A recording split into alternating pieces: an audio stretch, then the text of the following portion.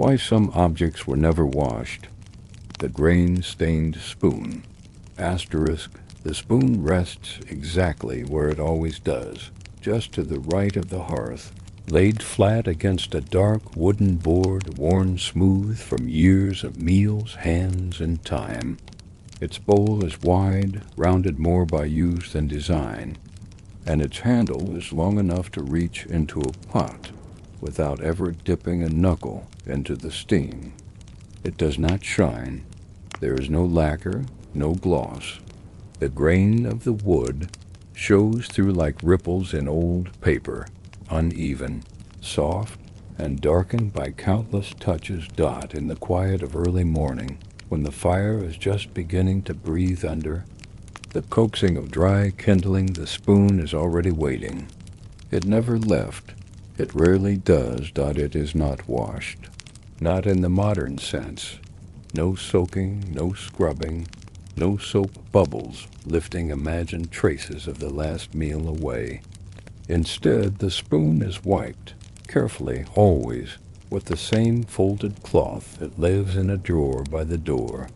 The cloth smells faintly of ash and boiled millet.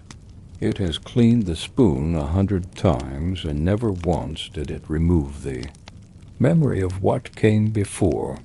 The person who uses the spoon, she has no name here, because she doesn't need one, begins her day not with words, but with movement. Quiet movement.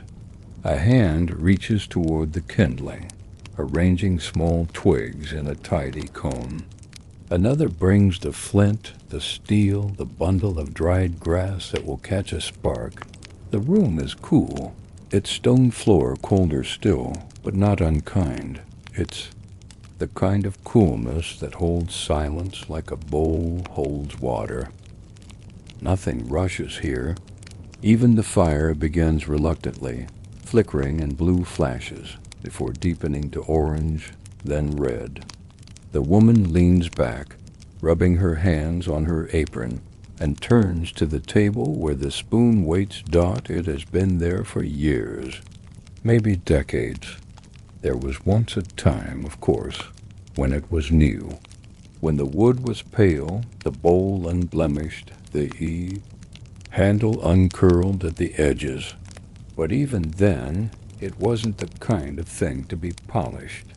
It was carved simply, perhaps in a quiet hour by the fire, shaped slowly with a small knife and thumb, its curves decided more by the grain than by the eye. As the woman picks it up now, she turns it slightly in her hand, the same way she does. Every morning, not to inspect it, not to admire it, but simply to greet it. Her thumb fits into the shallow dip just below the bowl, where the wood is dark and smooth from use. There is no residue. There is no visible stain. And yet, somehow, the spoon holds the memory of yesterday's porridge, and the soup from last week, and the boiled roots from last winter. It remembers what it has stirred. In this home, washing something means wiping it, perhaps rinsing it if needed. But the idea of soaking a wooden spoon, of scrubbing it raw with gritty powder, or stripping it clean with hot soap, would feel strange.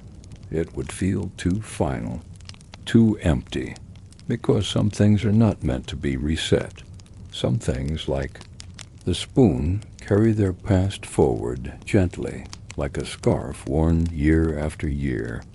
To wash it would be to erase that continuity, the comfort that builds when a tool grows soft under the same hand. Day after day, season after season. She steps toward the small table by the hearth, where a shallow clay bowl holds yesterday's millet, cold now, slightly hardened at the edges. The spoon dips in easily, carving a crescent from the top layer. She places it into a small pot and adds a few ladles of water from the crock by the door, a pinch of salt from the low shelf, a handful of dried green stems crumbled between her fingers. There is no sound but the crackle of the fire and the soft clink of spoon against pot. Steam rises slowly. The smell is subtle, warm grain, earth, wood smoke. As the mixture thickens, she stirs with slow, steady movements, careful not to let it stick. She's done this so many times that she knows the exact moment to lift the spoon and let a thread of porridge fall back into the pot. It lands with a soft plop, like rain on canvas, and then the stirring resumes, the rhythm unbroken. When the food is done, the spoon is not set aside. It is used to serve 2 scoops into a rough ceramic bowl, with the back of the spoon tapped gently against the edge to release the last bit. The woman eats slowly, sitting by the window, watching the light shift across the stone floor.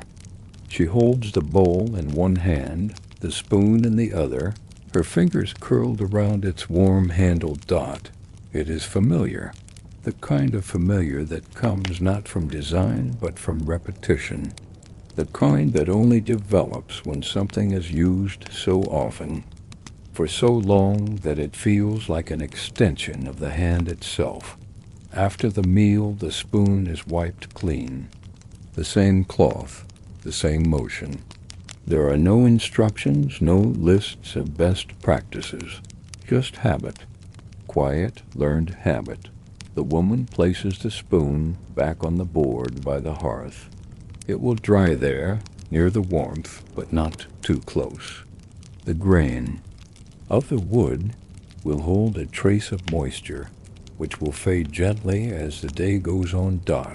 It will be used again soon, perhaps for boiling roots in the afternoon, or for stirring lentils before dusk. And each time it will carry the memory of meals, passed without ever feeling dirty, because it isn't dirt that the spoon holds. It's time. The origins of dirt, how everyday objects became unwashable. Throughout human history, the very idea of cleanliness has been far from uniform. While today, washing and scrubbing to remove dirt is second nature, centuries ago, the notion of what should be washed and what should not was far more complex and deeply entwined with culture, material technology, and everyday life. This chapter explores the fascinating journey of how certain everyday objects came to be considered unwashable, not out of neglect, but often by deliberate choice, shaped by practical needs, evolving social values, and the physical properties of materials themselves. The practical limits of washing in early societies. In pre-industrial times, washing was not simply a matter of running water and soap on demand. For the majority of human history, water itself was a precious resource. Access to clean, flowing water was limited for many, whether in arid regions or crowded early settlements. This scarcity made washing a time-consuming, labor-intensive, and sometimes costly task. The process often involved hauling water from distant wells or streams, heating it with fuel, and using natural abrasives or plant-based soaps. Given these constraints, it was simply impractical to wash every object regularly. Instead, societies learned to prioritize what needed washing and what did not. Objects closely tied to health and hygiene, such as clothing, bedding, and food containers, were cleaned whenever possible. Other objects, however, were left untouched for longer periods, sometimes accumulating layers of dirt, grease, and grime. This was not always due to laziness or ignorance, but a pragmatic response to the limits of daily life. For example, consider heavy wooden tools used in agriculture or construction. Washing these with water frequently could cause the wood to swell, warp, or rot. Similarly, metal tools exposed to water risked rusting, which could compromise their usefulness and longevity. In many cases, craftsmen and workers chose to maintain these objects by wiping them dry and applying oils or other protective coatings, rather than washing them with water material. Vulnerability and the rise of protective dirt. Some materials simply do not fare well with regular washing. Early ceramics, wooden items, and certain textiles would degrade with frequent immersion in water. This vulnerability shaped how objects were cared for, often resulting in a paradoxical relationship between dirt and preservation. Take wooden bowls, for example. In many societies, these were essential utensils, but fragile when exposed to water. Instead of washing with water, it was common to scrape off food residues or wipe them clean with dry cloths. Over time, the bowls might develop a dark patina, a layer of oils, stains, and dirt that actually helped seal the wood against moisture. This protective dirt acted almost like a natural varnish, extending the life of the bowl. Similarly, in early metalwork, blacksmiths often left a layer of soot and grime on iron tools as a protective barrier. This layer, known as fire scale, formed naturally during the forging process. Rather than cleaning it off entirely, smiths understood that this coating helped prevent rapid oxidation and rusting. Removing it prematurely could expose the metal to moisture, reducing the tool's durability. In this way, dirt was not always seen as harmful. It was, in some instances, a functional layer, an extension of the object itself that contributed to its preservation and usefulness. The social and symbolic dimensions of dirt. Beyond the practical. Dirt carried social meaning that affected how objects were treated. In many communities, visible signs of use, including dirt and wear, were marks of authenticity, status, or identity. An object heavily used and worn in might be more valued than a spotless but unused replacement. Consider the example of leather goods. A well-worn leather shoe or belt, darkened and softened by years of wear and exposure to sweat and oils, was prized for its comfort and reliability. Washing leather too aggressively could remove the natural oils, causing it to dry out and crack. Instead, users often conditioned leather with animal fats or oils, allowing dirt to remain embedded as part of the material's character. Similarly, tools or household objects bearing dirt, scratches, and stains told a story of labor and skill. Farmers' hoes, blacksmiths' hammers, and weavers' shuttles might accumulate layers of grime that symbolized the daily toil and expertise of their owners. Washing these tools clean regularly was often unnecessary or even counterproductive. It erased the signs of a hard-working life. Moreover, in some cultures, dirt was associated with protective or spiritual qualities, though for this chapter, we avoid religious references. Instead, the emphasis is on how cultural values related to purity, cleanliness, and identity shaped decisions around washing. Some objects were deliberately left unwashed to preserve their authenticity or to maintain a connection with their environment. The role of dirt in industrial and urban contexts.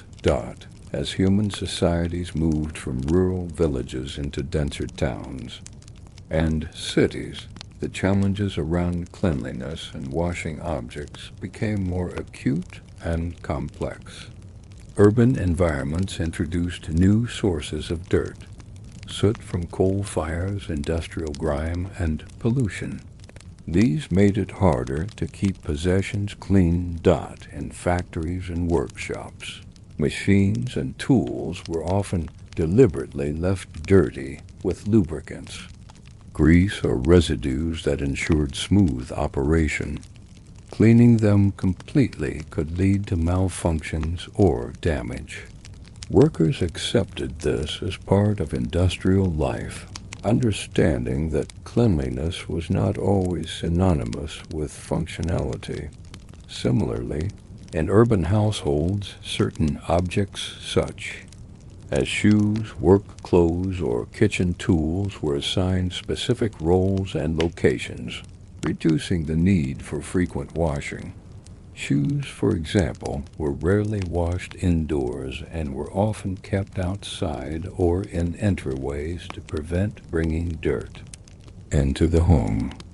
The dirt on these objects became a boundary marker between outside and inside worlds. The rise of public water systems and soap manufacturing in the 19th century gradually shifted norms. Washing became more accessible and affordable, yet the legacy of objects being unwashable persisted in habits and practices. Case study: the story of the unwashed textile. Textiles provide a fascinating lens to examine this topic. Before the advent of modern detergents and laundering machines, washing fabric was an arduous process. Wool, silk, and other natural fibers were particularly sensitive to water and detergents available at the time. In many societies, clothes were washed sparingly, and outer layers or working garments were left dirty to protect the skin underneath or preserve warmth. The dirt accumulated on these garments became part of their durability. Heavy wool coats worn by shepherds or laborers, for example, were often left unwashed for months. The layers of dirt and grease actually helped waterproof and insulate the fabric. This concept extended to household textiles such as rugs, blankets, and curtains. Washing these large items was difficult and risky, so they were brushed or aired out rather than soaked. Over time, the accumulated dirt became embedded in the fibers, contributing to the patina of age and use. Tools, technology, and changing norms around washing. Technological innovations gradually altered attitudes toward washing. The invention of soap made from fats and alkalis, for example, improved the ability to clean without damaging materials. Later, mechanical washing machines and advances in water infrastructure made washing more feasible and efficient. However, even with these advances, certain objects resisted full washing. Antique furniture, for instance, is often recommended not to be scrubbed or soaked, as this can strip protective finishes or damage delicate inlays. Instead, careful dusting and polishing with oils preserve the surface while allowing for an appreciation of the object's dirt story, the layers of use and aging that contribute to its value. Similarly, in art conservation, the concept of dirt is complicated. The varnish, patina, and surface grime on paintings or sculptures can contribute to their historical authenticity. Removing all dirt risks erasing traces of their journey through time. Conclusion: dirt as a historical witness. Ultimately, the objects that were never washed or rarely washed tell a rich story about human life, material culture, and the evolving relationship between people and their possessions. Dirt was not merely something to be eliminated, but a layer of history, preservation, identity, and practicality. In this chapter, we have traced the origins of why some objects were considered unwashable, shaped by material vulnerabilities, practical constraints, cultural values, and technological limits. These factors combined to create a world where dirt was not always an enemy, but sometimes a friend and protector, a witness to centuries of human activity. The never-soaked blanket. Asterisk, it lies folded at the foot of a low wooden bed, not because it was tidied that way, not because anyone told her to, but simply because that's where it always rests when not in use. The blanket is thick, the color of ash and soil and wool left to speak in its own tones. No dyes, no stitched patterns, no flourishes, just a quiet swirl of natural fibers, grays, faded browns, stray specks of straw still caught in its folds dot it. Was not made to impress. It was made to last. The first time it was pulled over tired shoulders was many seasons ago, so many that no one in the house now quite remembers who wove it. Perhaps a grandmother now passed, who spun the wool herself in the lean months of winter, her spindle turning rhythmically beside the fire. Or maybe it was purchased in trade for eggs and onions from a weaver known for her tight hands and her silence. Either way, it arrived and stayed. That much is certain. And since that day it has never been soaked in water. To understand the life of this blanket and why it was never truly washed, one must step carefully into the slow, looping rhythm of daily life in this home. The cottage is small. One room, perhaps two, depending on how one defines a room. Low ceilings, heavy beams, whitewashed walls that flake slightly in the corners where damp collects in the colder months. There is always the smell of smoke here, not sharp, but soft. It settles in the fabric of everything. Aprons, shawls, bedding, the blanket. Each morning, as the embers of the fire begin to glow with coaxed breath, and kindling snaps softly in. The hearth, someone, often the youngest, pulls the blanket up and over the bed, smoothing it with the flat of their palm. It is warm from the night before. It holds the shape of sleep, of curled legs, of bent knees tucked in the coldest hours. There are spots where the wool is matted, where the texture has become almost glossy from the press of skin and years of touch. At the edges the weave has loosened slightly. A thread here, a loop there, but it is not fraying. It is not falling apart. It is soft, pliable, and deeply, familiarly warm.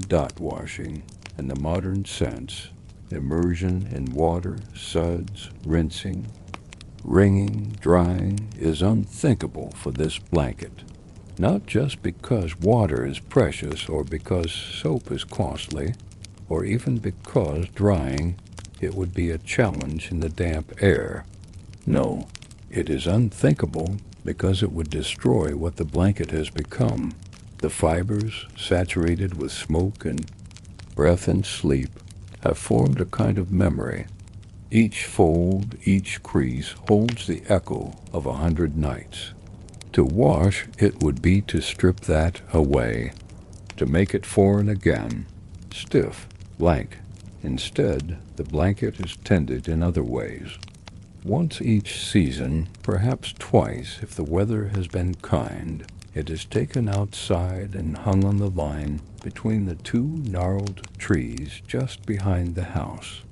It flaps there gently, stretched between bark and branch, catching wind and light. Breeze runs through it, lifting its corners, teasing dust and old air from its threads.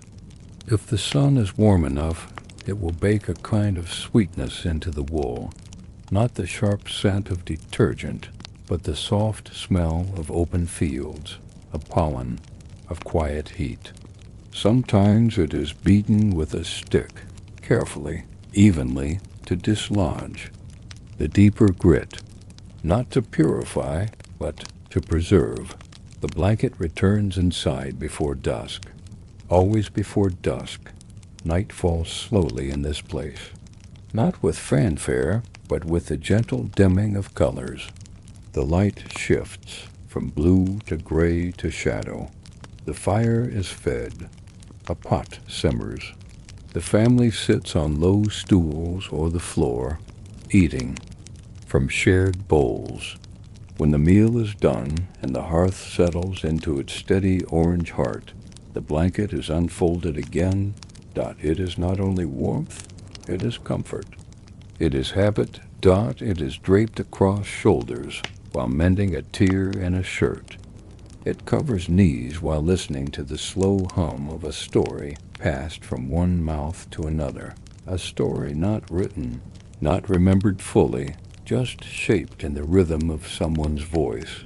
It holds the heat from the fire and gives it back long. After the coals have dimmed. No one ever says the blanket is clean, but no one says it is dirty either. The blanket has lived through many winters. Some were mild with only the faintest frost lacing the windows at dawn. Others came harder, with winds that crept through the chinks in the wood and settled in the bones of the floorboards. But the blanket endured them all. Its warmth is not sharp or sudden. It doesn't trap heat like modern materials. Instead, it breathes. It receives and returns warmth in rhythm with the person beneath it. It doesn't seal out the cold so much as remind the body it can still be warm. Even in the presence of chill. No one ever argues over who gets the blanket. There is an unspoken rotation, a fairness that has settled into place over the years. The older ones need it more during illness. The younger ones are often more active and warm from movement. If a guest sleeps on the floor near the hearth, a cousin passing through, a neighbor delayed by rain, the blanket is offered without comment. Its presence is understood, expected. The fibers are no longer coarse.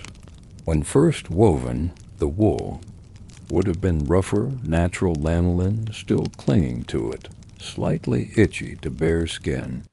But time and hands and many nights have transformed it. The outer surface is now worn smooth, like river stones turned over and over again.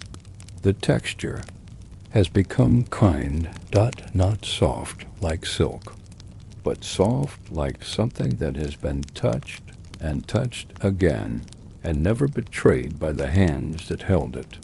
There is, if one pays close attention, a faint scent that lives in the blanket's folds, not unpleasant, a mixture of wood smoke, body, warmth, sheep's wool, and time.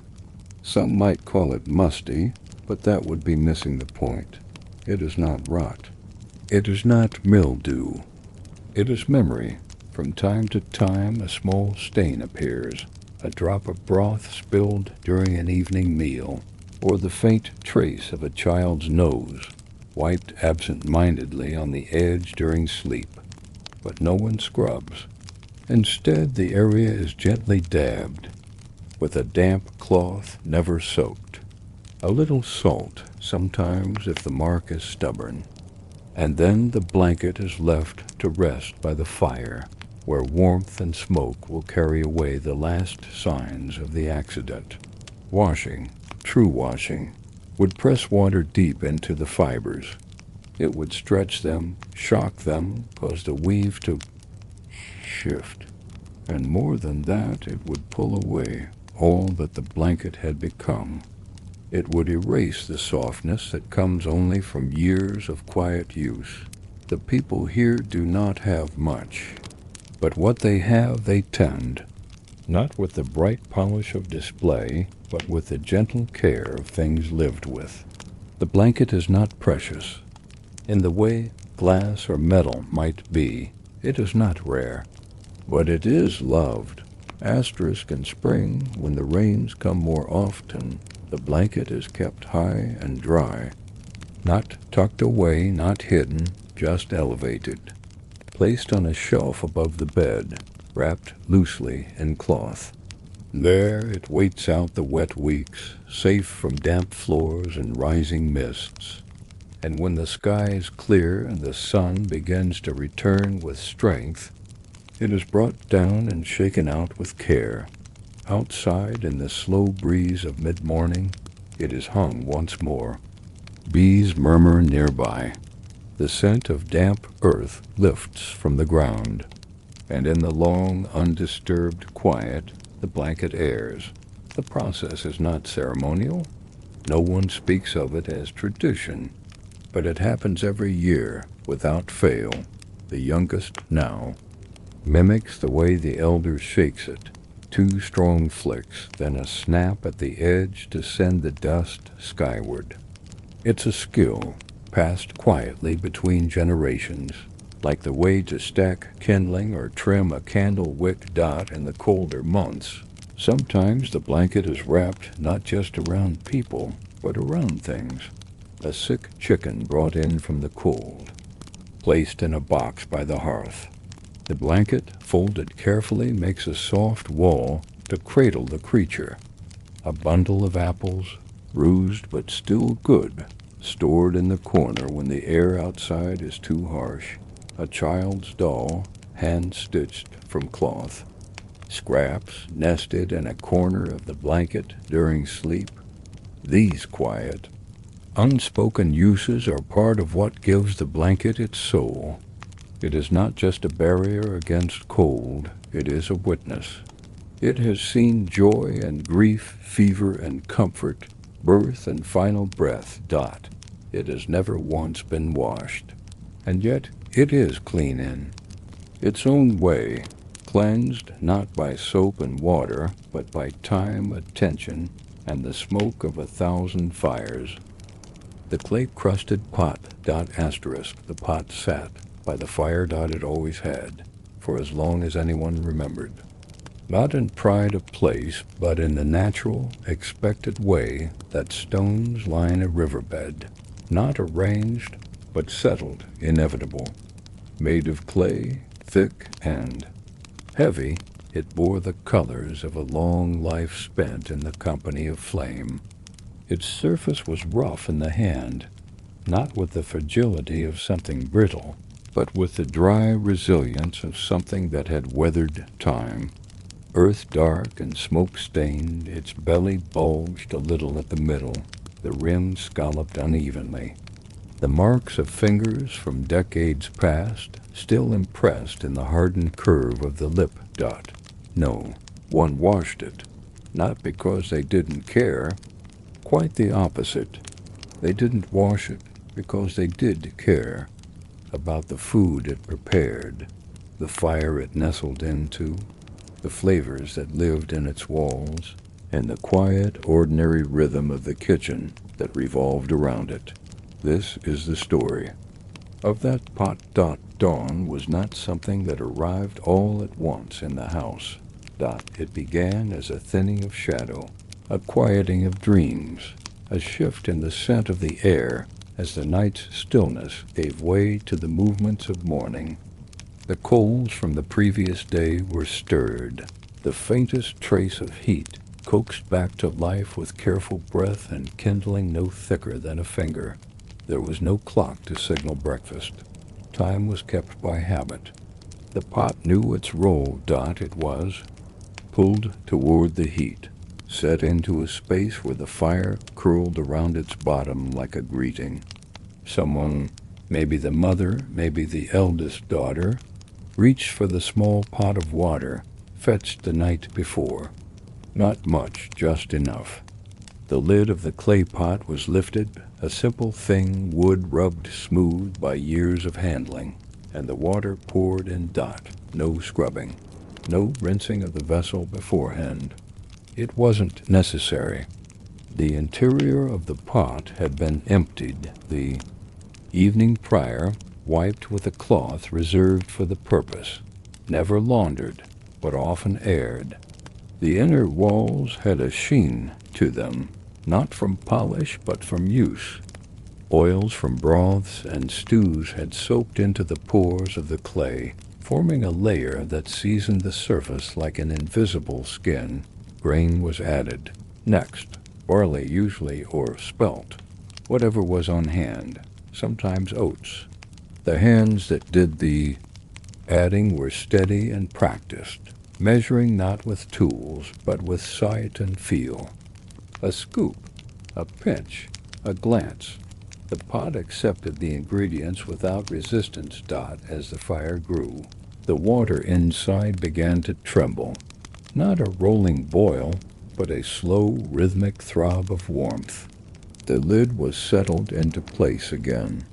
And then the waiting. There was always waiting. The pot never demanded attention. It didn't hiss or rattle like metal might. It simply held the heat, radiating it outward, slow and steady.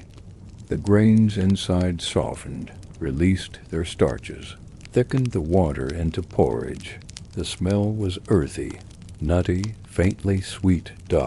No soap ever touched this pot, and so the scent of meals gone by lingered faintly. A memory held not in mind, but in clay. When it came time to serve, the pot was drawn away from the fire with care. Its sides were warm to the touch, but never searing. Clay holds heat differently than metal. It speaks in a slower language. The ladle dipped in, wooden and worn, curving perfectly to the inside of the vessel from long familiarity. Each serving came with the faintest scrape, the sound of wood. On clay, a sound as much a part of breakfast as the meal itself. No one reached for a second pot.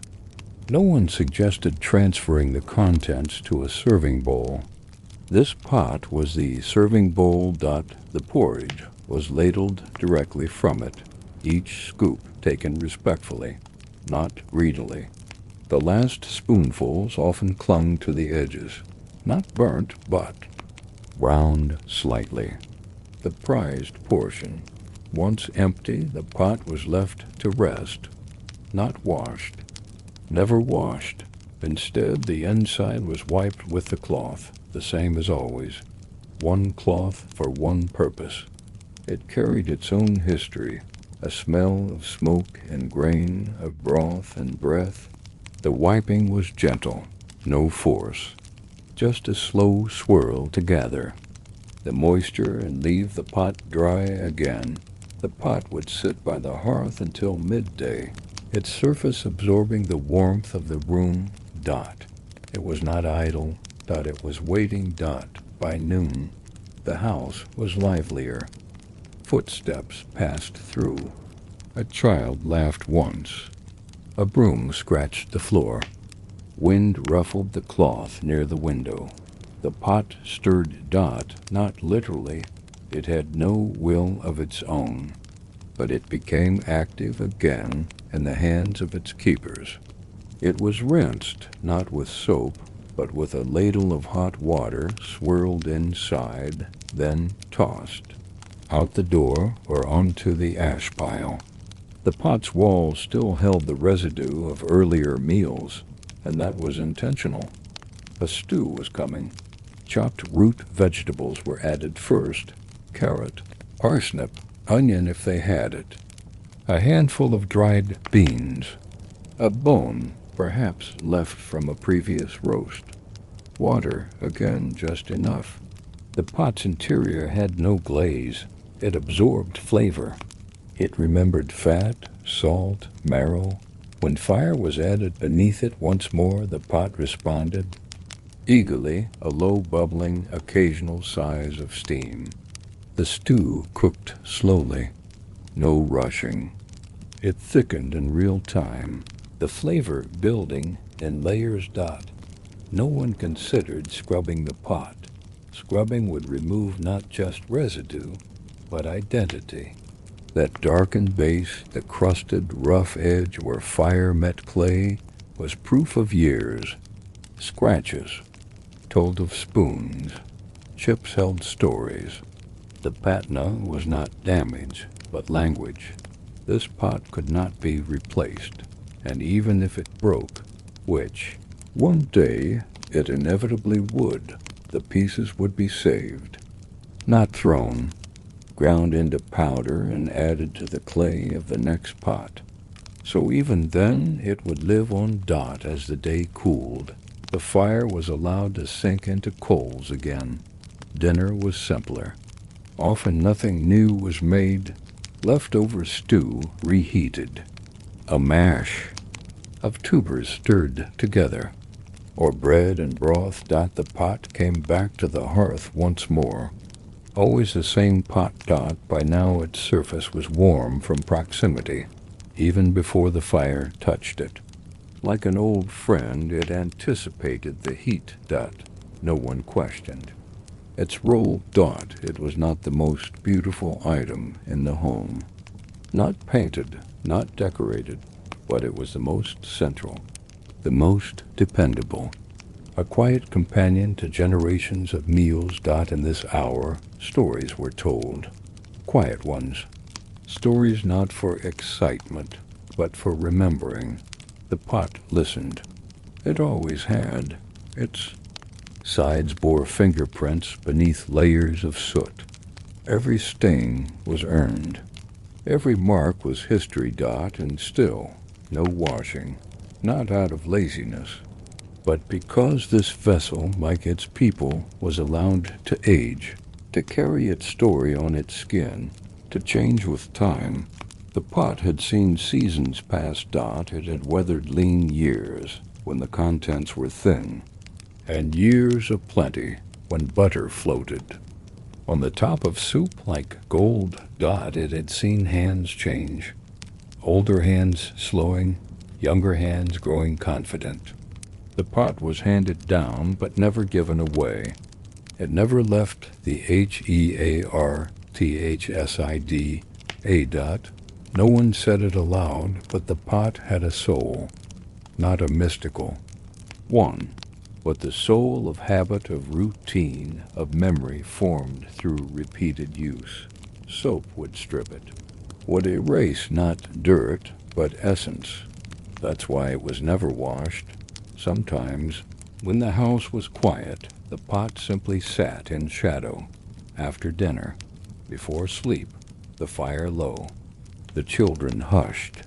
The pot emptied. Dot, this silence was its own kind of music, the kind that carried the day's rhythm into rest. The pot held on to heat longer than expected, as though reluctant to let go. And when it finally cooled, it did so slowly, gracefully. Not every object could manage that. Dot, the metal pans rusted. The wooden spoons splintered, the knives dulled, but the clay pot remained, solid, present, quietly waiting for morning. Dot, of course. They do, in time. Dot, one day the pot will crack, not all at once, a slow fissure, a creeping line, maybe from age, maybe from carelessness, maybe just the nature of clay, returning to earth. Dot, when that happens, there is mourning, quiet, but real. The pot had been more than function. It had been family. Dot, and yet, even then, its story continues. The broken shards are not discarded. They're ground down and mixed into the next batch of clay, the new pot, heavier, younger, sharper, at the RM carries within it the ghost of the last. Dot, and so the cycle endures. This is why the pot was never washed, not because they didn't know how, but because they knew too well what it meant to care for something deeply, to understand that cleanliness isn't always purity, and that preservation sometimes means letting things grow rich with time rather than scrubbing them sterile. The clay-crusted pot held more than food. Dot, it held warmth, held memory, held generations. Dot, and it needed no soap to do so.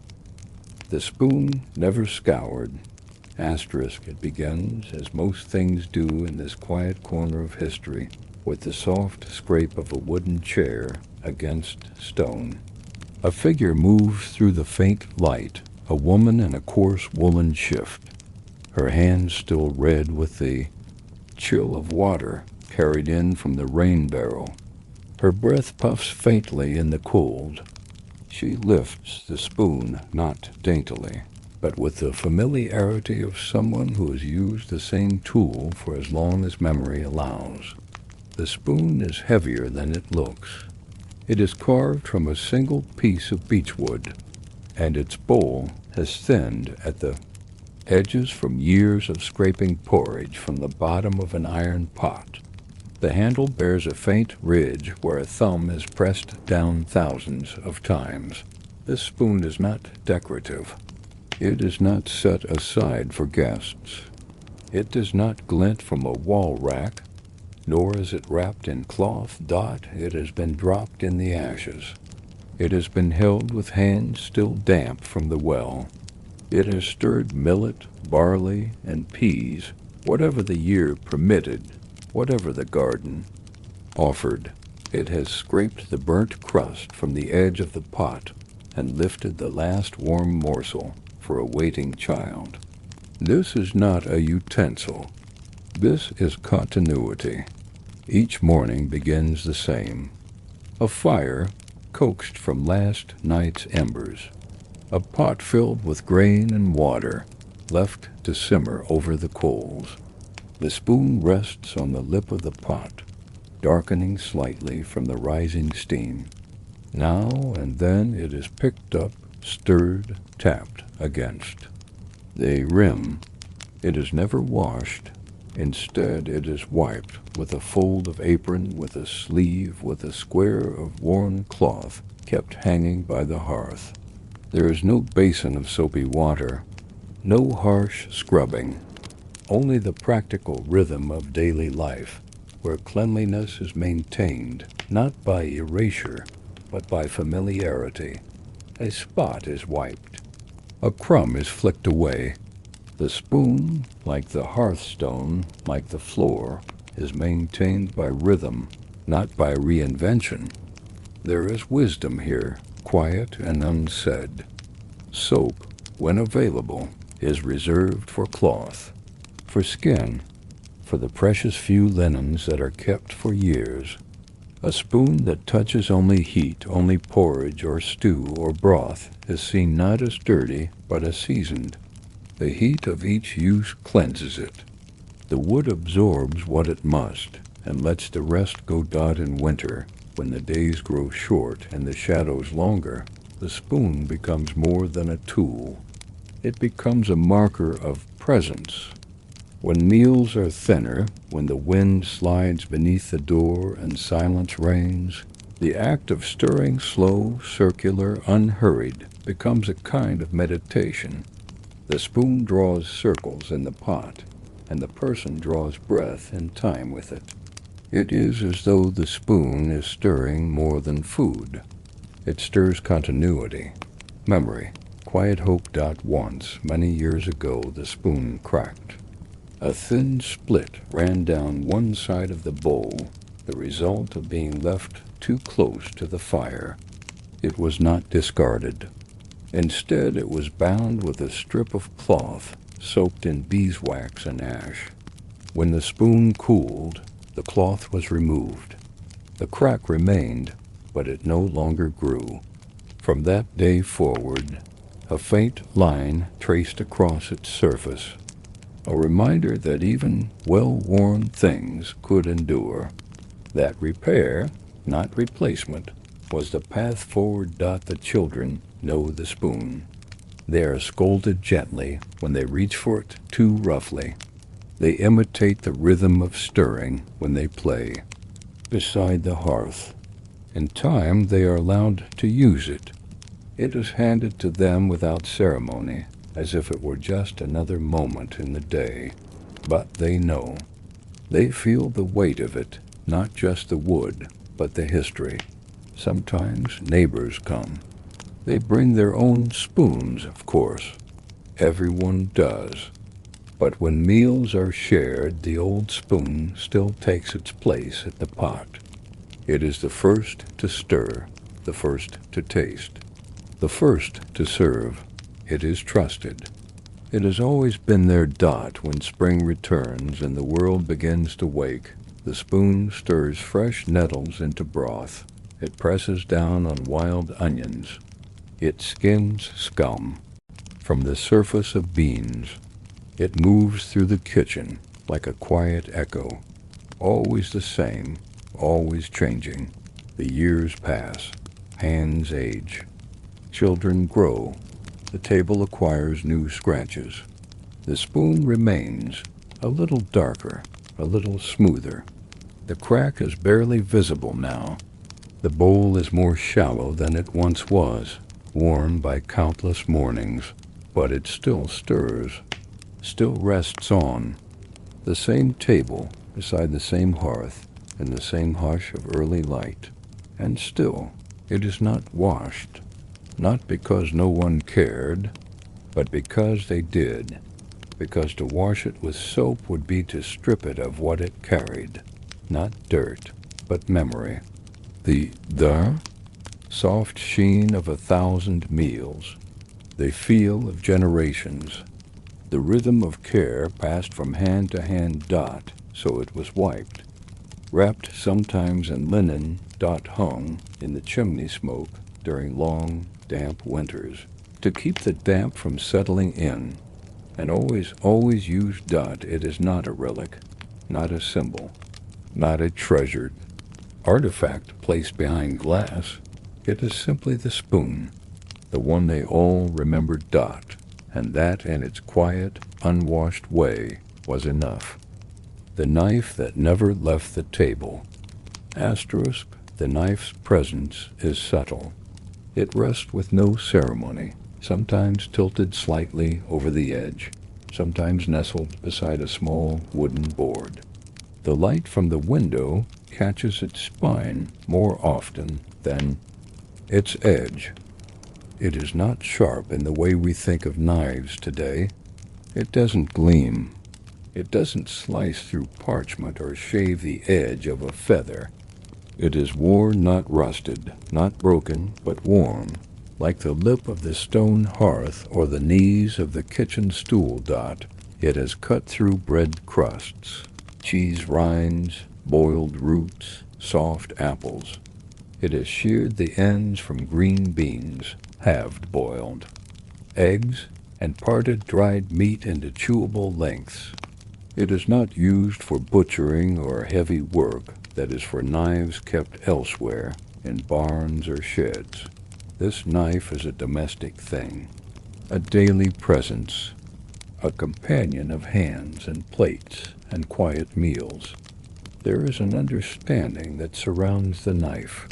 Those who live in the house know not to move it far, not because they are forbidden, but because its location is part of the rhythm.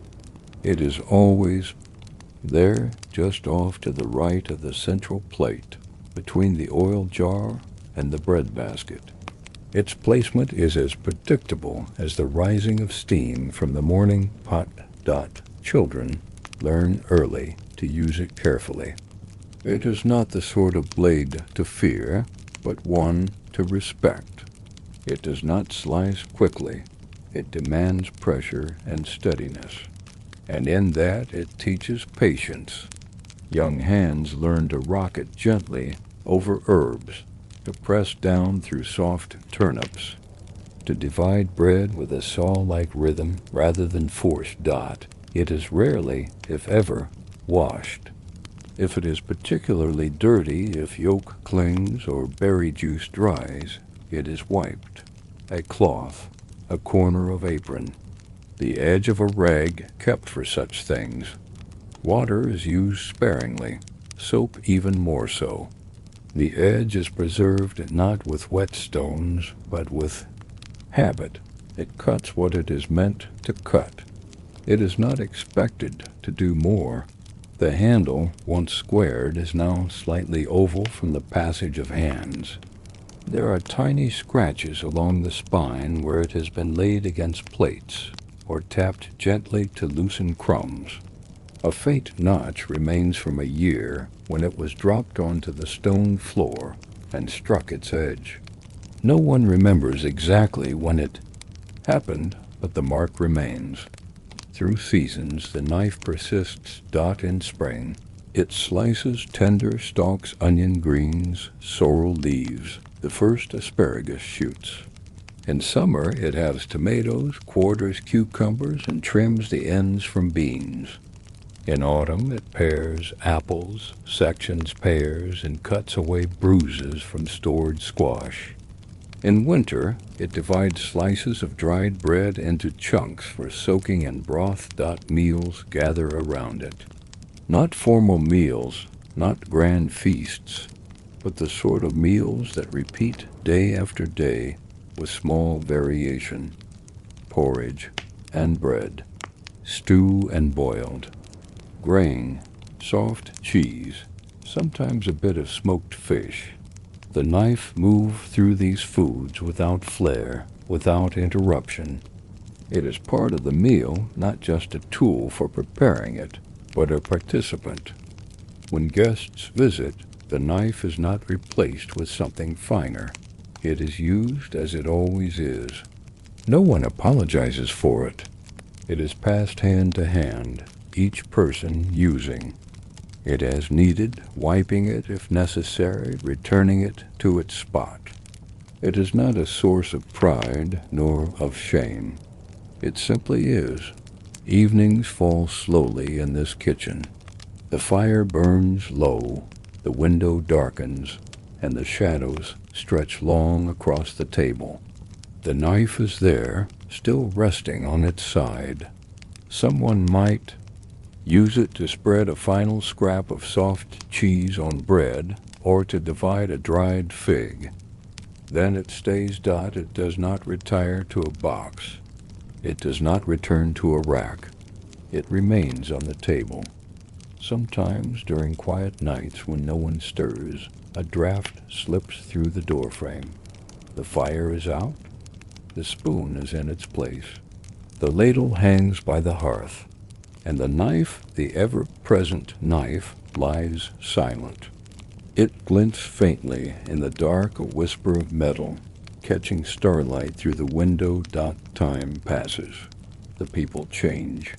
Faces age. New children come.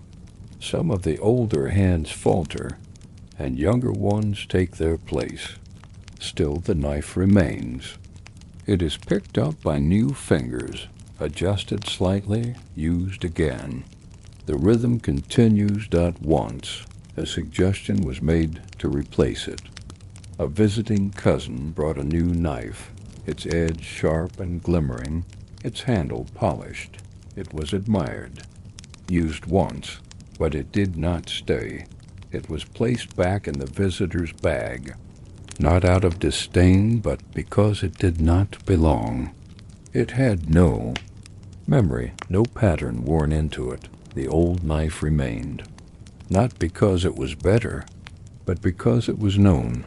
Years later, when the floor was replaced, the table moved slightly to a new position. For a few weeks, the knife felt out of place, disoriented, but it adjusted. The table settled into its new location. The meals continued. The edge of the knife found its new resting spot. The quiet resumed. And so it stays. It is no longer what it was. The blade is thinner, the handle more worn, but it still cuts, still divides, still shares. It is still the knife, the one that never left the table. The ladle's path. The ladle's journey began not in a shop, nor handed down in ceremony, but carved in a shed one autumn morning by a man whose thoughts were already turned toward winter. The handle came first lengthened deliberately to reach deep into the family's iron kettle, which sat nearly chest-high on its 3 squat legs. The bowl was hollowed with slow, careful strokes. each turn of the blade forming the gentle curve needed to cradle hot liquid. The wood, a dense piece of ash, had been chosen for its strength and its ability to endure heat without splitting. It smelled of sap and earth, even weeks after the carving had ended. When the ladle first hung by the hearth, it was pale and rough, untested by boiling broth or steam. But it did not remain so for long. Its days quickly fell into rhythm, lifting spoonfuls of thick soup, portioning porridge for children, stirring lentils on long winter afternoons. Over time, the surface changed. The pale color deepened. The rough grain wore smooth. The ladle began to hold not just food, but memory. It served a household of many, 4 children, 2 adults, and often a wandering cousin or weary neighbor stopping in for warmth and nourishment. The ladle did not discriminate. It dipped equally for all, serving from the same pot, pulled from the same fire. There was no ceremony in its use, no polished display. It hung low enough for any hand to reach it, and high enough to avoid stray ash and curious toddlers. Its cleaning routine was no more than a wipe with a cloth, a strip of linen often kept tucked into an apron waistband. If the ladle dripped, it was wiped. If it bore the scent of onions too strongly, it was hung closer to the fire overnight, the smoke curling around it gently, as if to whisper the day's end. There were seasons when the ladle moved more often than usual. In spring, as fresh greens returned to the diet, the ladle lifted thin nettle broth, the leaves softened by boiling and bitter to the tongue. In summer, it was used to pour cooled barley water into clay mugs after long hours spent in the field. In winter, it returned to its heartland, dipping through thick, root-laden stews that bubbled over the hearth for hours. There was a year when the ladle cracked. It was not dramatic. A fine line, like the one on the back of a weathered hand, appeared. Near the rim of the bowl, the household paused. There was debate. One voice suggested carving a new one. Another, older voice shook its head. "It still holds," she said, "and it remembers." So a thin strip of wool was soaked in beeswax, wound tightly about the crack, and left to rest above the hearth. When it was removed, the crack remained, but it did not grow. The ladle continued on. There were other implements in the kitchen. A copper pot that had once been bright, a set of tin spoons whose edges had dulled, a cutting board with grooves like river paths. But it was the ladle that became the axis, the piece to which hands returned without thought. The one item passed. In silence, when food was ready, no one was told to use it. They simply did. There were no etched initials on it, no markings of ownership, and yet everyone in the house knew it was theirs, a part of the family, in the same way the uneven floorboards and the smoky rafters were theirs. On days of celebration, the ladle still did its work, though sometimes it rested more than usual. On lean days, it was a comfort. The sound it made, tapping against a kettle's edge, a hollow, soft knock, signaled a meal, however humble, was coming. Children learned its weight early. They would stretch on tiptoe to reach it, supervised but eager. The first time a child stirred the pot with the ladle was a quiet rite of passage, not celebrated but noted. A glance shared across the room, a nod, a smile, a new hand in the circle. One summer there was a sickness. A fever swept through the village. The house grew quiet. Meals were simpler. The ladle still moved, but slowly. It was held by weary hands, poured with less strength, and yet it did not stop. It delivered broth to the lips of the eel.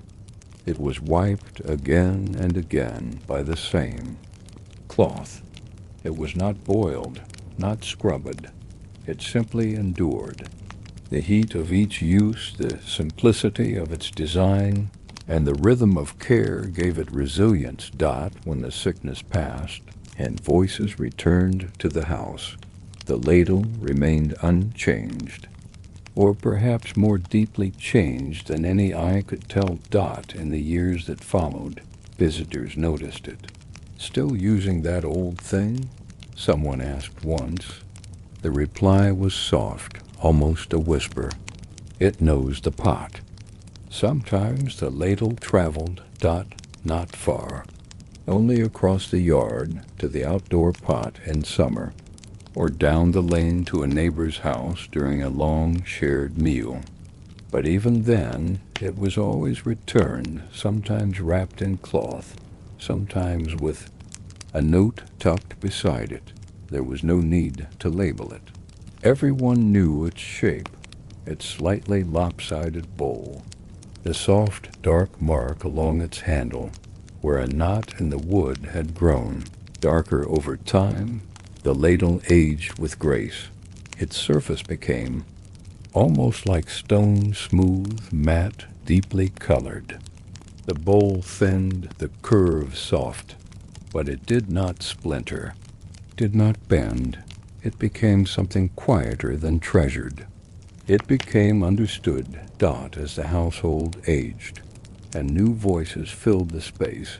The ladle became one of many silent teachers, a lesson in care and use, in the idea that cleanliness does not always mean brightness, and that wear is not always damage. It hung where it always had, between the smoke-darkened beam and the hearth, occasionally taken down, occasionally wiped, always returned. It did not shine, it did not gleam. But when someone stepped into the kitchen, unsure of their place or their task, and saw the ladle reliable, unchanged, they found direction. Pick it up, stir gently, pour slowly, pass carefully, and so the ladle continued.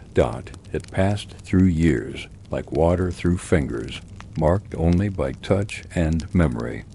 Never scrubbed, never soaked, wiped, dried, and trusted. The ladle that had never been washed became a record of meals, of winters, of laughter and fatigue. It was never displayed, never framed, but it was held.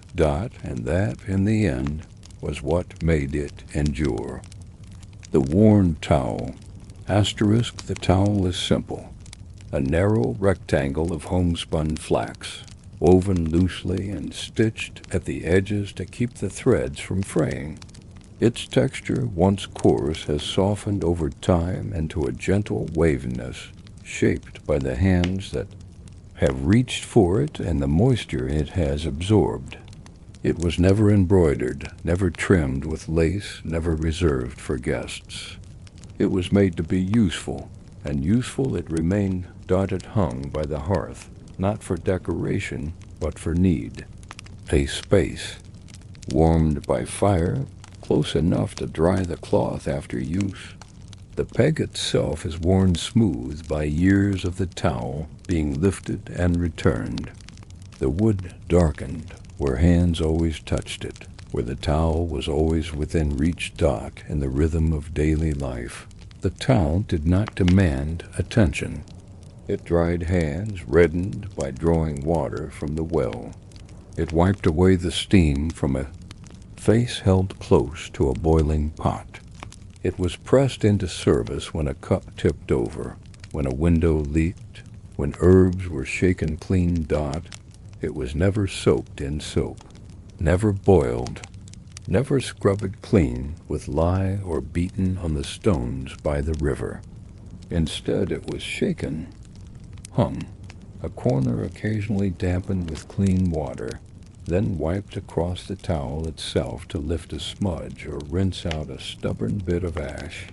Cleanliness, in this context, meant freshness, dryness, usefulness. There was no need to make it new, only to keep it ready. Each morning began with someone reaching for the towel, usually the eldest, who would rise before the rest and kindle the embers into flame. Hands would brush the edges of the hearth, feel the stones for warmth, and find the towel waiting. It was habit, not thought, a movement practiced so many times. It became almost invisible. The towel's fibers absorbed the scent of smoke, of cooking grain, of drying herbs. It became part of the space, not a foreign object introduced into it, but something that had grown from it. It was not separate from the home. It was part of its fabric. When visitors came, they brought their own cloths, small handkerchiefs tucked into pockets or fastened to belts. But the household towel remained, not offered to others, not questioned. It was understood that it served the house, not the guest. To use it was to take part in the unspoken rhythm of the family. The children grew up with it. They remembered being lifted to the peg, their small fingers tugging at its frayed corner to dry faces, to wipe hands sticky with sap or soot. They learned which side was driest, which corner had been used for flour, which part bore the faint smell of elderflower from the month when petals were steeped in water for the winter. In the summer, the towel was aired but never in direct sunlight, they believed, bleached not just the cloth but its memory. So it was hung in shade, where breeze and warmth could pass through it gently. It fluttered there like a banner with no name, like a quiet signal that the day's work was underway. Years wore into the weave. Small tears opened at the edges and were stitched again with thread that never quite matched. A loop was added when the cloth began slipping from its peg. That loop, too, frayed and was replaced. Nothing stayed new. Nothing remained untouched. But nothing was discarded before its time. There came a season of sickness, a time when voices were quieter, when the hearth burned longer and meals were simpler. The towel was used more than dampened, with vinegar and water to cool a fevered brow, folded thick to cushion a trembling hand. It absorbed more than moisture. It held presence, the weight of attention, the hush of care. It was not washed afterward, not scrubbed clean to erase what had passed. It was rinsed, aired, dried by the fire, allowed to continue. And when the sickness passed, the towel remained. There was a day when it was nearly lost.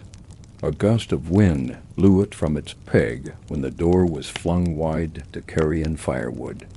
It landed near the hearth, close enough to catch a spark, but someone saw it, lifted it, beat away the cinders and held it close.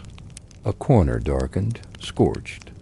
Faintly, from then on, that corner was folded inward when the towel was hung, as though protecting it from further harm. Still, it was used. It became a symbol, not by intention, but by endurance, a sign of the household's pattern, of its patience. It was seen in the corner of many moments, a grandmother's hands folding it carefully after wiping the bread knife, a father brushing dust from the surface of a pot before handing it to a child, a sister wrapping a warm loaf in its folds to carry it across the room. The towel was not sacred, not magical, not elevated above the tools and tasks of the home. But it was trusted Dot, and in the evenings, when the work was done and the last light of the fire danced across the hearth, the towel would rest again on its peg, slightly misshapen, no longer truly dry, but always ready, and still it was never washed, not because it was forgotten, but because it was understood. The floor swept, but never scrubbed Dot in a small, low-roofed dwelling nestled among fields that had grown tired of yielding wheat. There was a floor simple, earthen, and worn. It stretched from the soot-blackened hearth at one end to the wooden door that swelled in the frame when it rained. Its color was hard to name, somewhere between brown and gray, between clay and ash formed over many years by footsteps and weather, and spills that were never fully wiped away. This floor was not scrubbed. There were no soapy buckets, no bristled brushes, no midday ritual of bending low with elbow grease and cleansing water. And yet it was cared for. The floor was swept, often, gently, lovingly, each morning, and sometimes again in the evening. It was passed over with a bundle of reeds tied tight with cord, or a broom made from bound twigs. The strokes were slow, broad, purposeful. Some would say the floor was never truly clean, but that was never the point. The house had not always stood, but long before it was built, someone had flattened this patch of earth with heavy boots and stone hammers, pressing it into a firm surface. Later, layers of ash were sprinkled across it, sometimes with sand or crushed brick, depending on what could be found. When it rained heavily, the corners would sink just slightly, making small puddles that reflected firelight. Over time, they became shallow dimples, little pools of memory. The first woman to live in this house used to mark the changing seasons by the state of that floor. In winter, it grew firm and cold, dry as bone. In spring, it soft and smelled faintly of the world outside, green, muddy, hopeful.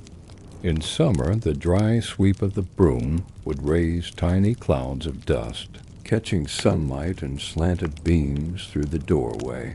She swept not just to clean, but to maintain a rhythm. It was how the morning began, how the midday passed, when chores were light, how she calmed her mind when voices ran too loud or thoughts piled up. She swept to center herself. The floor never shined, but it was never neglected. Visitors noticed. Quietly. Some scoffed at first. Their own houses had stones, planks, or painted tiles. But there was something about this floor, the way it held warmth longer than expected, the way it softened the sound of footsteps, the way it seemed settled, not polished, not pristine, just settled. Dot. The brooms changed over time. The first was nothing more than a bunch of dry grass, twisted and tied. It broke easily, shedding as it moved, but it did its job. Later came brooms of split hazel, with thicker stalks bound by thin strips of bark. These lasted longer and gave the sweeper a better reach, though they were heavier and left trails in damp soil. Children were taught how to sweep properly, not too fast, not too hard. The goal was to gather, not to scatter, to guide the dust, not to chase it. The broom should move like wind, not a storm. Ash was sprinkled often. Fine ash from the hearth, sifted through an old sieve and scattered over the floor before sweeping. It bound the dust, made it heavier, more willing to gather. It also added a faint sheen, nothing reflective, nothing bright, but enough to deepen the color, to make the floor feel more whole. And then there was the water, not for scrubbing, but for control. A small bucket of water might be flicked in, tiny droplets across the floor to weigh down the dust before sweeping, especially on dry days. A cloth dampened and wrung tightly might be dragged across the center of the room to settle loose dirt. But never was the floor flooded. Never was it scrubbed until it ran clean. That would have been too harsh, too disruptive. The floor bore witness to everything. It absorbed footsteps and arguments and quiet tears and laughter that bent people. Double. It muffled the scrape of chairs and the thump of dropped spoons.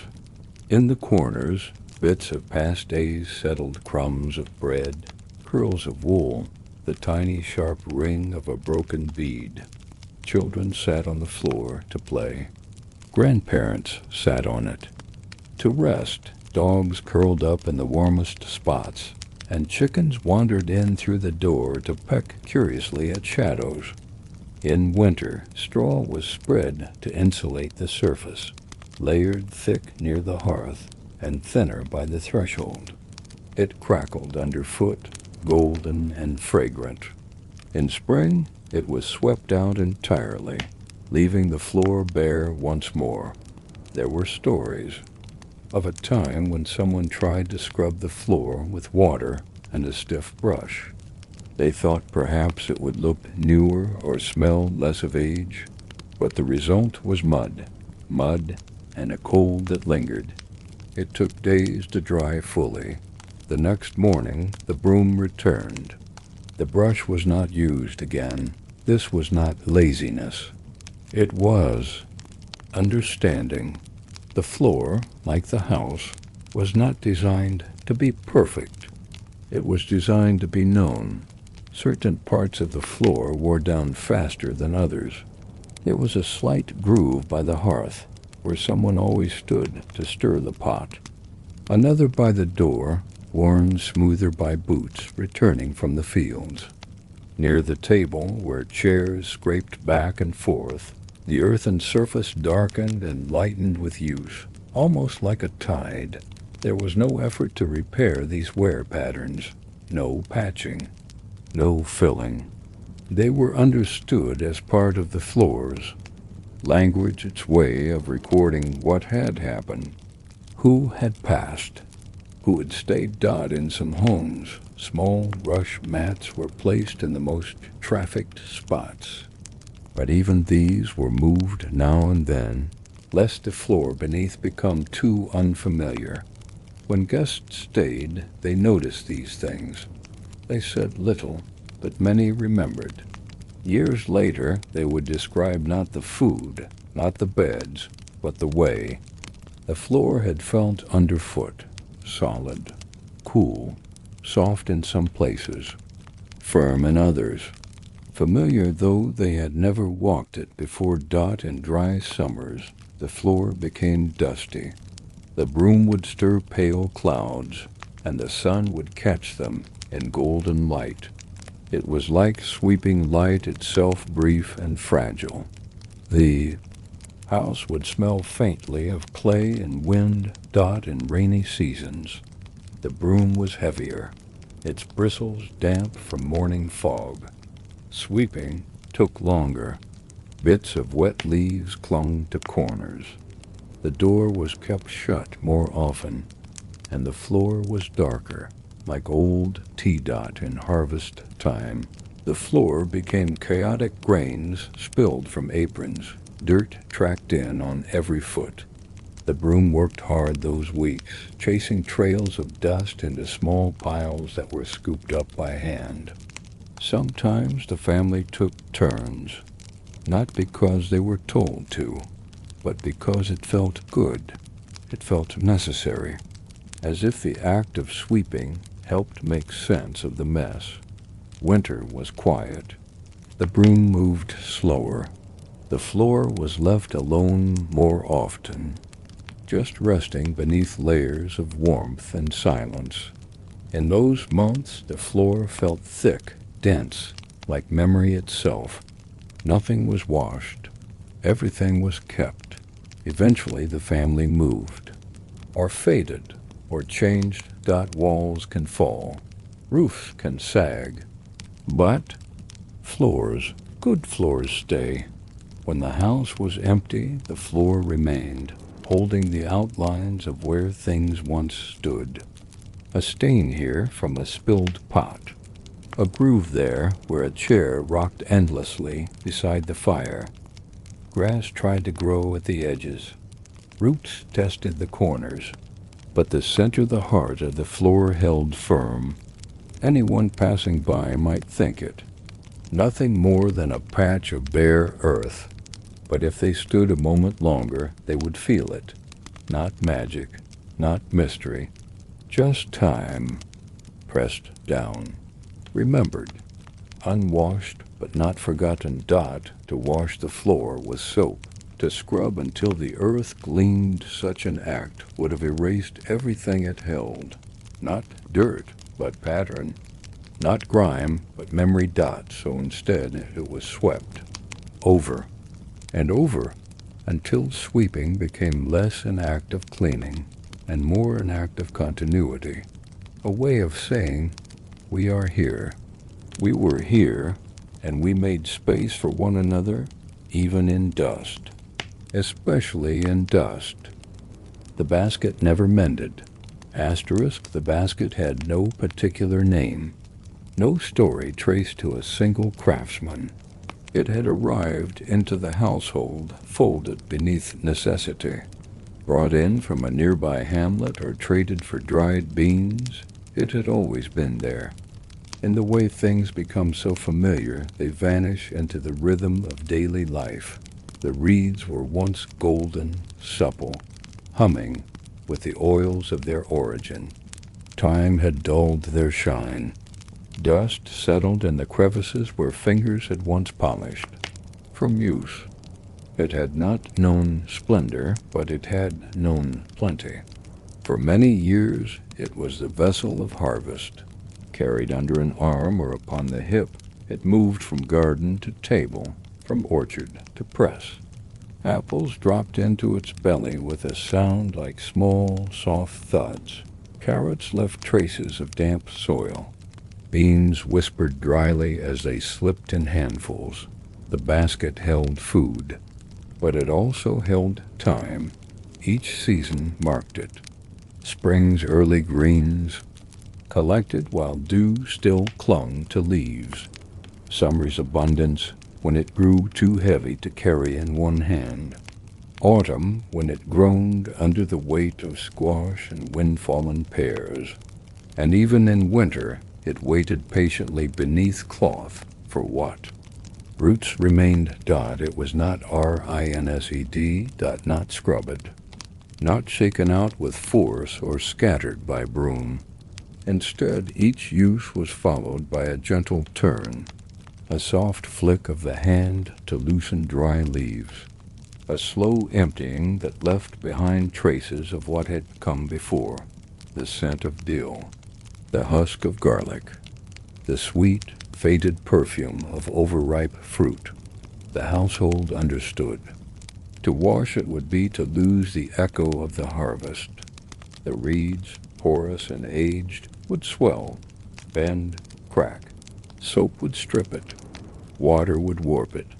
And so it was left, cared for, but not cleaned. When the rim cracked, the decision was made not to repair, not from laziness or lack of skill, but from knowledge. The basket, once rewoven, would no longer sit the same. Its lean, its warp, its personality, these would be erased. Instead, it was rotated with each use, so the lean became part of the hold. One learned to tip it slightly, to rest it against the thigh, to favor one side. The crack itself became a guide, a sign of direction, a gentle reminder of where not to grip too hard, where not to place the heaviest weight. Children were taught this by watching, not by instruction. They observed the way the elders carried it, How hands moved with care, not caution, but consideration. Had spent most of its time in the pantry. There, the light barely reached. Just a gray spill through the open door, softened by dust. The basket rested on its side, as if asleep. Sometimes a cat curled beside it. Sometimes a broom leaned against it. Sometimes it simply existed, waiting. Its silence was part of the home.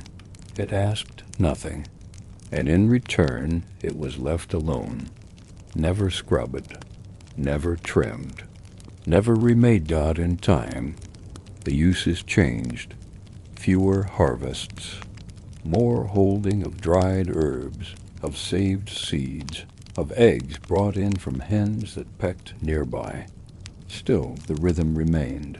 Use, wipe, rest, no washing. People left, people arrived. The kitchen shifted, but the basket remained. Not because it was sacred, not because it was preserved, but because it was useful. It knew its place, and its place was enough. One winter a guest remarked on the break.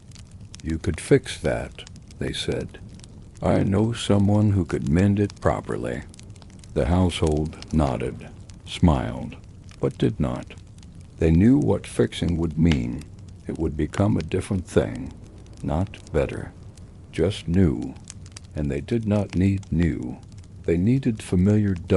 So the basket was never mended. It continued, in its quiet way, to be part of the fabric of the home.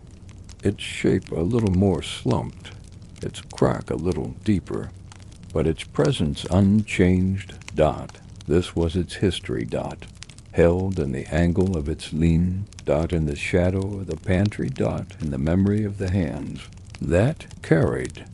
It. And that unchanged, unwashed, unmended was enough. The cloth left folded.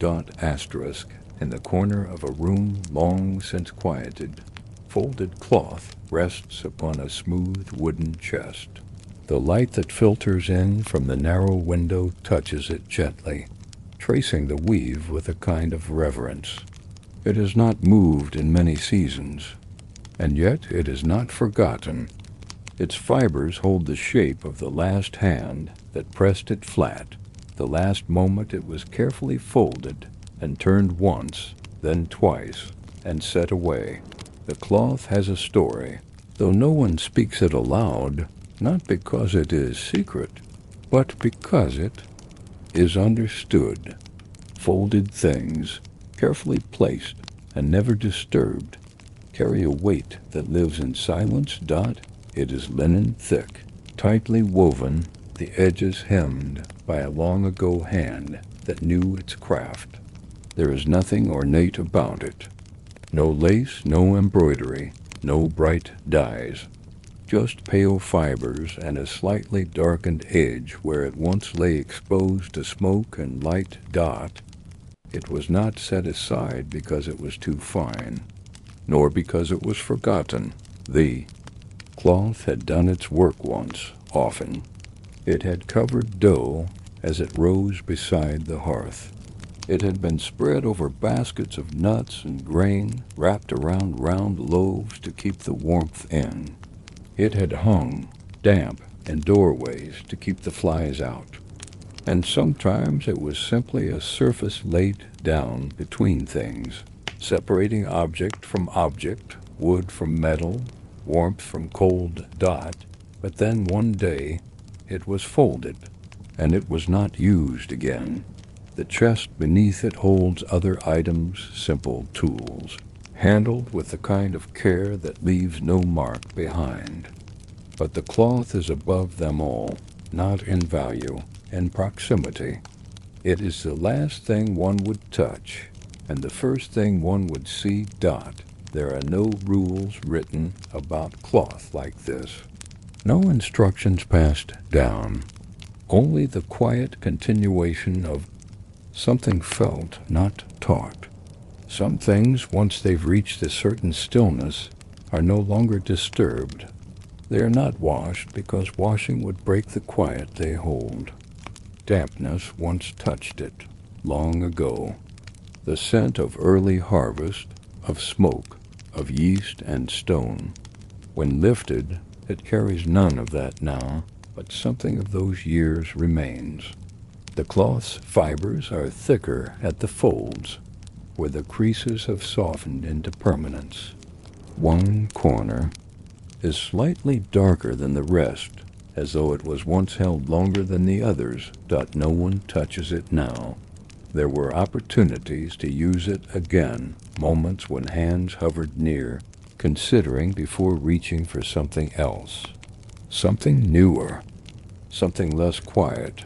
The cloth, by its stillness, invited respect, not worship, not reverence, just permission not to be disturbed.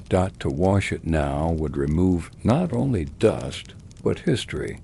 A wash would soak the folds, erase the darkness at the edges, lift the oils left behind by long past hands. It would press the fabric into something newer than it should be, and there is no need for that. It is not dirty. It is simply no longer in motion. The room around it changed. Tables moved. Light shifted as seasons passed, but the cloth remained folded, each edge aligned. Even the drafts that sometimes sweep through the open window pass around it. Not because it is heavy, but because it seems to be part of the room itself. There was a time when linens were washed in large kettles, boiled with ashes, laid out on grasses to dry in the wind. This one escaped that cycle, not out of neglect, but out of conclusion. When its usefulness was no longer daily, it transitioned to stillness, not by decree. Simply by being. It has become, in its own quiet way, a witness, not of great events, but of ordinary ones, the kind that leave no mark on the world except in the memory of cloth. It remembers the weight of warm bread, the way a jug left a damp circle that slowly dried, the moment a knife was set upon it and then moved slightly to one side. These things do not require telling. They do not require retelling.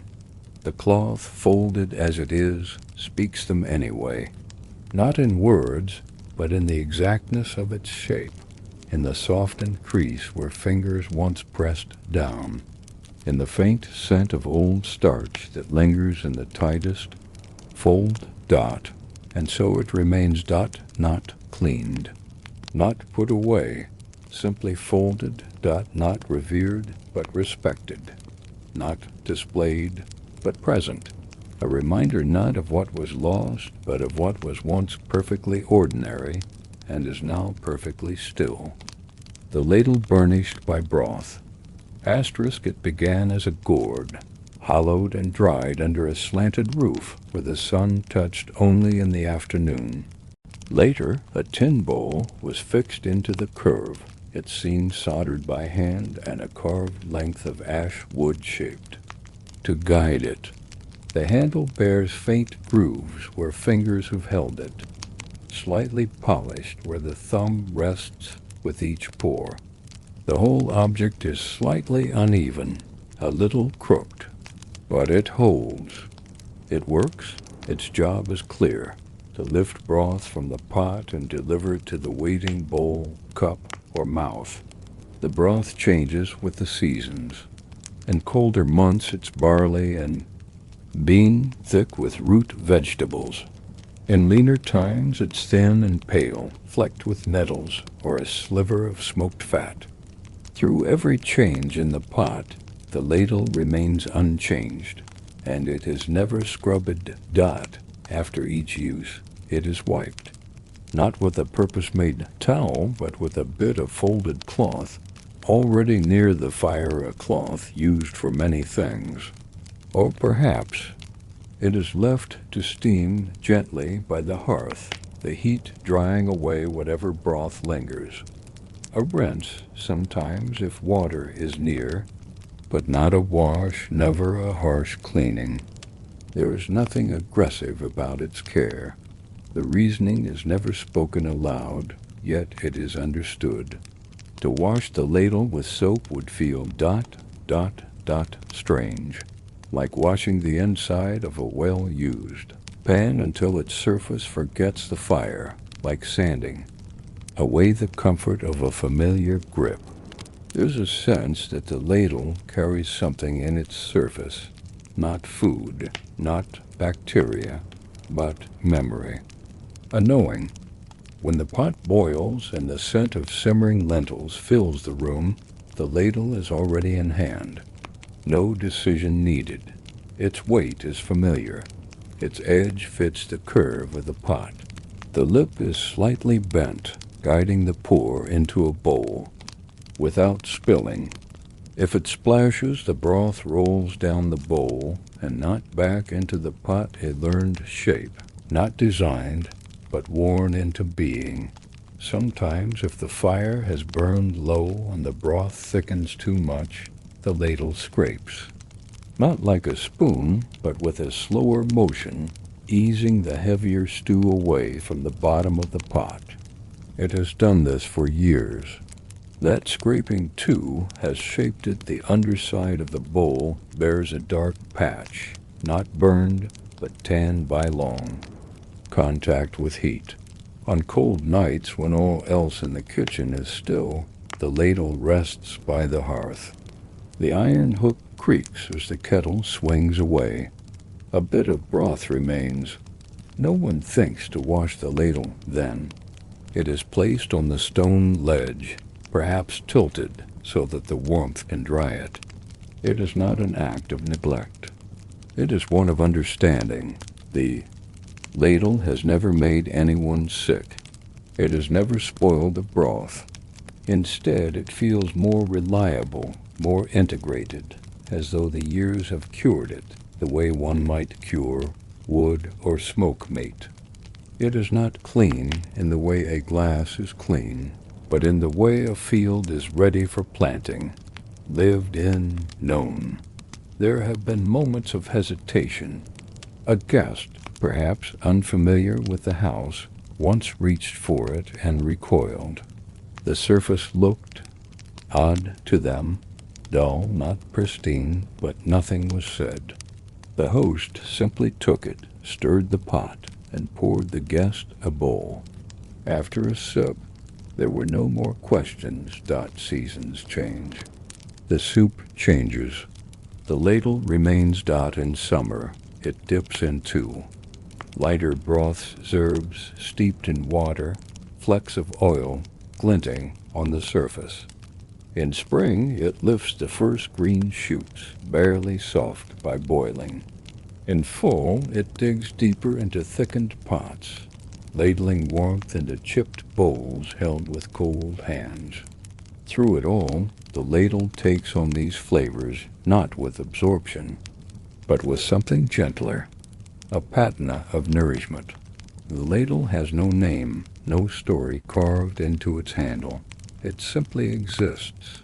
Day after day, the hand reaches, lifts, pours, and returns it to its place, not for admiration, not as a keepsake, but because it works. It is like so many things in this quiet kitchen, a tool that has become a fixture, and in that fixture it has gathered not grime, but significance quietly, without fanfare. And always it remains unwashed. The breadboard never scrubbed. The breadboard sits against the far wall, beneath a shelf stacked with crockery that leans slightly to one side. It is square, but its corners are rounded from use. Its surface is dark with age, dappled with shallow grooves, nicks, and worn-in cuts. The edge has a small chip that no one bothered to repair.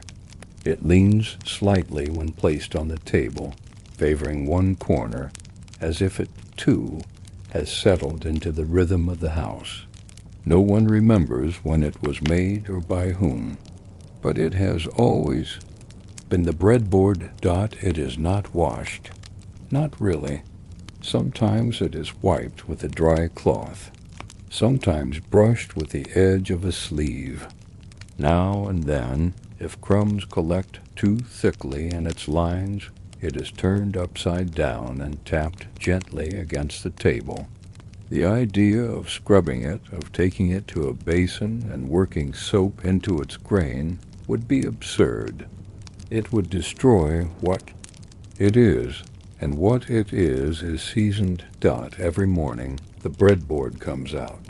It is placed beside a crusty loaf and a worn knife with a horn handle. The loaf is never perfect. Sometimes it leans, sometimes it cracks across the top, but it is always cut on the same board.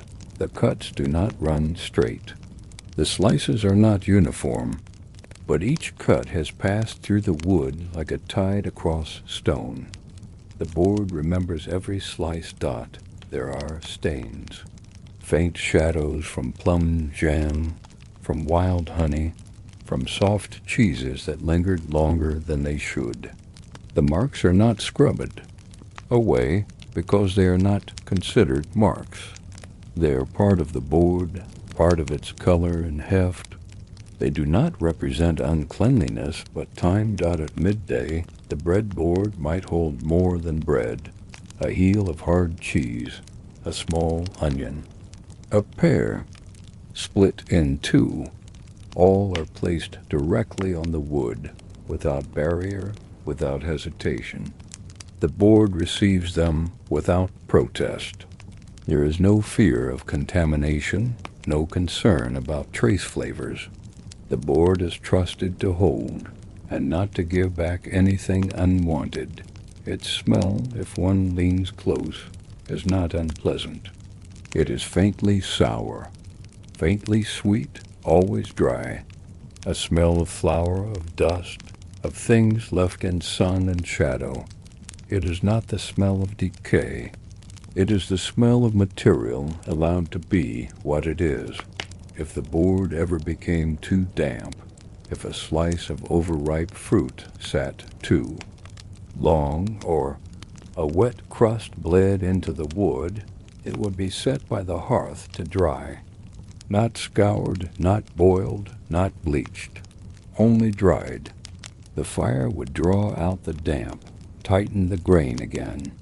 The board would return to its work as if nothing had happened. The knife that accompanies it is not particularly sharp. It is drawn back and forth more than it is pressed down. Its blade has worn a soft depression into the board, just left of center. That groove has grown so gradually no one noticed it forming. Now it guides each slice, anchors the rhythm of cutting. It is not a flaw, but a guide. The breadboard has never been stored in a cupboard. It lives in the open, against the wall, where air can pass around it. It is not hidden. It is not precious, but it is known. No one would mistake it for firewood. No one would suggest replacing it. Even in lean seasons, even when cupboards are bare, the board is kept. In winter, when bread is dense and darker, when loaves are baked less often and last longer, the board becomes even more central. It is used not only for cutting, but for shaping, for holding bowls as they are scraped clean, for collecting the last crusts. In spring it returns to its role as the stage for fresh loaves, crusty and hot, laid down with a thump. The board is never spoken of in sentimental terms, but its absence would cause pause. If it were missing, the meal would feel incomplete. A wooden board can be replaced, yes, but this one has known hands, blades, and mornings that others have not, and so it endures, unwashed, unchanged. Part of the room, part of the pattern, not because it must be preserved, but because it need not be altered. The hearthside skillet, asterisk in the dusky light of an early dawn, before even the birds had shaken off their sleep, The skillet was already warm. Not hot, not searing, just warm, like a stone that had held onto yesterday's heat. It lay across the pea, iron grating built into the hearth, resting not by chance but by custom.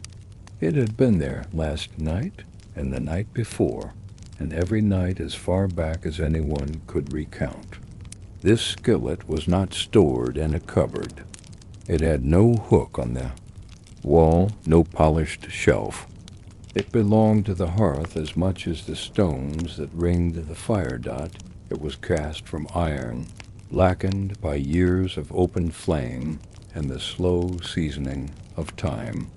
The bottom was rounded slightly from countless meals, its surface bearing the ghostly shimmer of use, a thin, slick patina that neither flaked nor cracked. Nothing stuck to it.